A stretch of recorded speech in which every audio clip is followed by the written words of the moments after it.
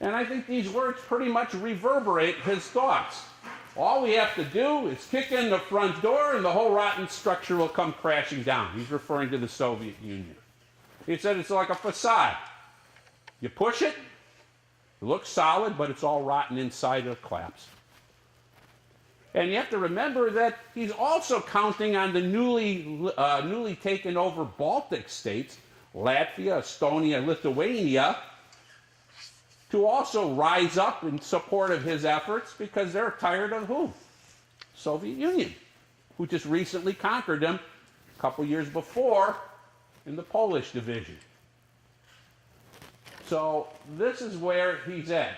Now, his other observations, we talked about the political mess, we talked about industrialization, we talked about the purges, but the other thing he's counting on is look at how poorly 1939-40, that war with Finland, where a Finnish army, 175,000 to 200,000, has tied up 1 million plus troops. And they were able to give the Soviets fits. If that's any case, we'll be able to walk over them. So in his mind, this is inevitable. We have to act. We have to do something. To do nothing is not going to be acceptable. Now, let's do the other side of the coin. We're Joseph Stalin. It's 1941. You see your competitor, he's on a roll, everything is going his way. Why is he just keeping his eyes closed? Well, there's evidence that he kind of knew that it was going to be a fight. Look at this speech he gave to his commencement, to his officer candidates at the military academy in 1941. War with Germany is inevitable.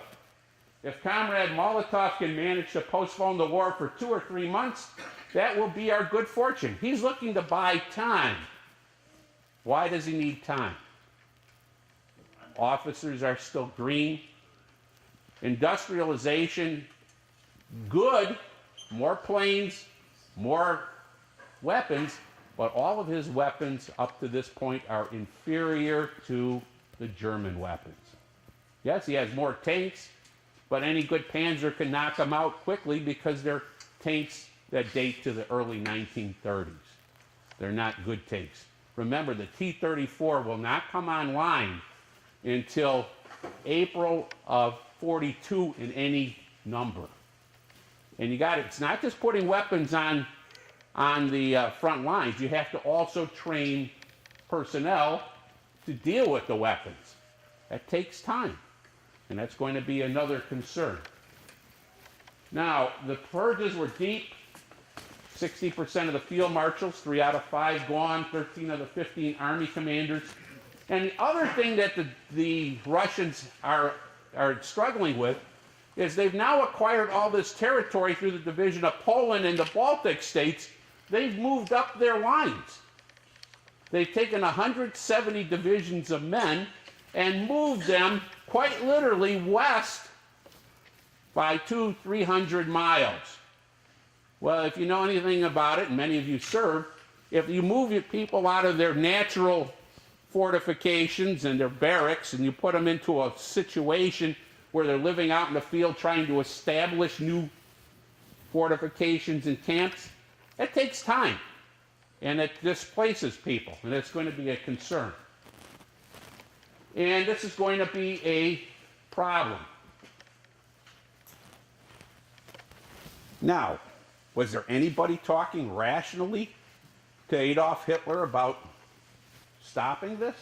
Oh, yeah. There's division within his general staff about the necessity of an invasion of the Soviet Union. Why would you want to do this? They keep talking. The Keegan book, if many of you have been following along, talks about this 1812 factor. All of them are looking back to who? Napoleon. And the debacle of too long a campaign and doing it at the wrong time of the year. Remember, this campaign, Barbarossa, is supposed to take place in May of 41. it doesn't kick off until June 22nd of 41. Well, you know, you live in a temperate climate here. Closer we get to 4th of July, you might as well say half the summer is already what? Gone. And you start looking towards fall and winter very quickly. And then we're going to talk about climatically, unlike our climate now, things have changed. Winter was winter and fall was really fall. It wasn't this Indian summer where we get, you know, 70s to November type of thing. And we'll talk about how those weather conditions play into fact here. And he was getting opposition, primarily from the specialty units. The Navy and the Luftwaffe, the Air Force, are opposed to this.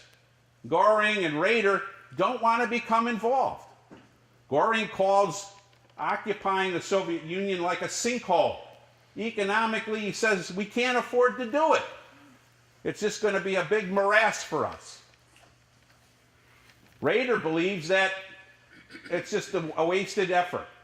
Well, why? Militarily, what role would the Navy play? None. This is going to be a land war.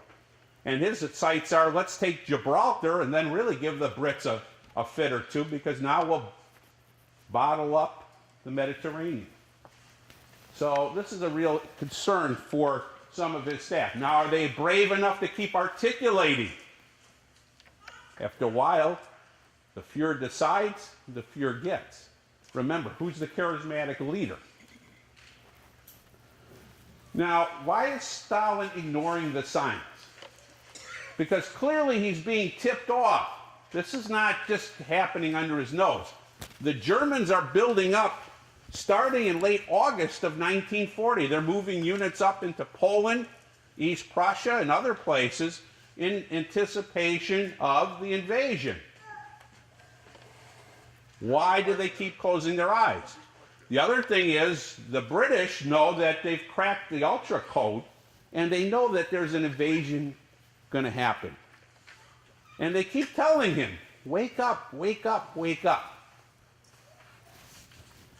Well, sometimes we don't always accept good news or bad news. And the bad news in this case is knowing the inevitable is probably going to happen. What is Stalin's response? Keeps trading with the Germans, keeps dialoguing through Molotov with Ribbentrop, trying to find some common accord. I told you about the incident in October of 1940. They're sitting in Berlin, and Ribbentrop is even trying to persuade Molotov, hey, join up with us and we'll attack the British and we'll divide up the booty. And they're sitting in a what? An air raid bunker being bombed. And Molotov turns up and looks at him and goes, whose bombs are those? He says, the British. That was pretty much the end of the story, right? If you're winning the war, you're not being bombed. That's it, at least in his thoughts. The other thing is, the Soviet Union is not willing, unlike Germany, to really take the fight at this point. This is not their fight yet. They're also worrying about what is going on in the Pacific. Who's out there menacing them? Japan. And what has been the success rate of the Japanese versus the Russians? Who won the last time? Japan. It wasn't even a good fight. Sunk almost the entire Pacific fleet of the Russians in a very short order. So they're fearful. If we move troops from east to west, we leave ourselves open. The back door is open. So this is kind of a concern. He's looking at both elements.